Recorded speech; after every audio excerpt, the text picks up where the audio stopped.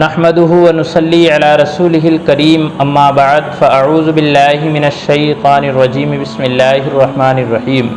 محترم ناظرین، جیسا کہ ہم اہل بیت اطہار کے تعلق سے گفتگو کر رہے ہیں، اس ویڈیو کے اندر میں نے آپ کو اہل بیت اطہار کے تعلق سے کچھ احادیث بتائی تھیں۔ آئیے پھر آگے کچھ حدیثیں عظمت اہل بیت کے تعلق سے بیان کرتے ہیں، تو چلیے شروع کرتے ہیں۔ مزید ویڈیوز پانے کے لیے ہمارے چینل کو سبسکرائب کریں اور بیل آئیکن کو پریس ضرور کریں۔ حضرت ابن عباس رضی اللہ تعالی عنہما سے روایت ہے کہ رسول کریم صلی اللہ علیہ وآلہ وسلم نے ارشاد فرمایا کہ آسمان کے تارے اہل زمین کے لیے سفر دریا میں ڈوبنے سے بچانے میں باعث پناہ اور موجب امان ہیں، اور میرے اہل بیت امت کو تفرقے میں پڑنے سے بچانے میں باعث امن ہیں۔ جب میرے اہل بیت سے کوئی گروہ اختلاف کر کے الگ ہو جائے تو وہ گروہ شیطانی گروہ ہوگا۔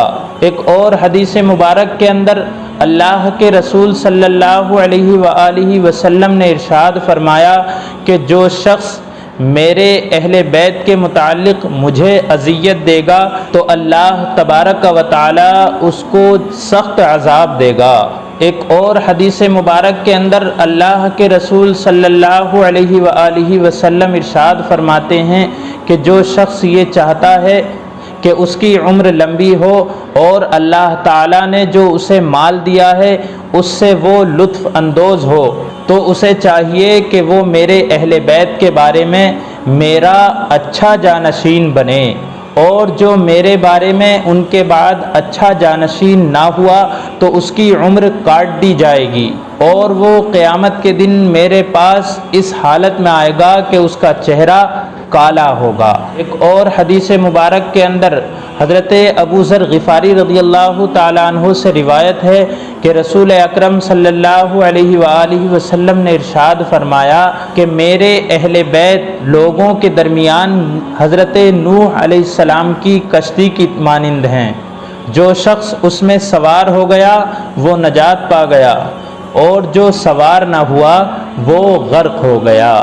ایک اور حدیث مبارک کے اندر حضرت انس رضی اللہ تعالیٰ عنہ سے روایت ہے کہ رسول کریم صلی اللہ علیہ وآلہ وسلم نے ارشاد فرمایا کہ تم لوگ کسی کے واسطے کھڑے نہ ہو مگر حسن اور حسین اور ان کی اولاد کے لیے کھڑے رہا کرو۔ ایک اور حدیث مبارک کے اندر حضرت حسن رضی اللہ تعالیٰ عنہ سے روایت ہے کہ رسول کریم صلی اللہ علیہ وآلہ وسلم نے ارشاد فرما دیا کہ مجھ پر اور میرے اہل بیت پر اللہ تبارک و تعالی نے صدقے کو حرام کر دیا ہے۔